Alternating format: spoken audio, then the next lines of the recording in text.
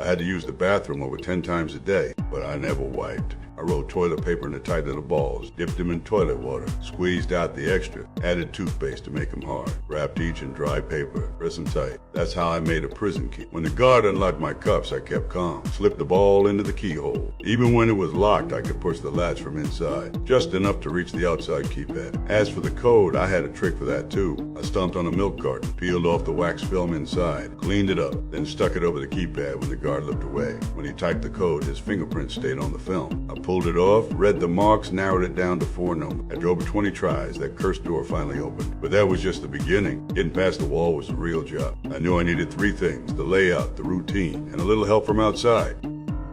From day one, I watched everything. Prison was locked tight, but next to solitary, there was a fire station, less guarded. I had to get inside, so I picked a fight, took a beating, and earned myself a trip to the dark cell. In there, I studied the guard's schedule. After rec time, there was always a 7-minute gap. That meant no eyes in the control room. That was my window. I opened my cell, looped old footage into the monitors, crawled through the vents, made it to the fire station, changed it to an extra uniform, and it was all on the outside team. Right on time, a car exploded near the gate. The whole place went into chaos. No one saw me hiding under the fire truck. No one saw me slip into the getaway car. I thought I was free. But the car turned around. It drove right back to the prison. Soon I was back in front of the warden. This time I told the truth. I wasn't a criminal. I was a prison break specialist. I had tested 15 facilities before. Even wrote a book, The Man Who Couldn't Be Locked Up. But that book didn't age well. The CIA came to me, said there was a private facility, one that held the world's worst. Dangerous people, no room for mistakes. I agreed for the $5 million and to make sure they never got out. What I didn't know was that this mission would cost me everything. The day of the capture, I had the fake ID memorized, the contact, the extraction phrase. My partner even injected a tracker in my arm. We thought of everything. But right after I stepped out, someone hit me with a stun gun. Before I could move, I was dragged into a van. They scanned me, found the tracker, cut it out while I was still awake, then hit me with a sedative. Everything went black. I woke up confused. This wasn't any prison I'd seen before. Glass cells hanging in midair, zero privacy, guards with masks and rifles,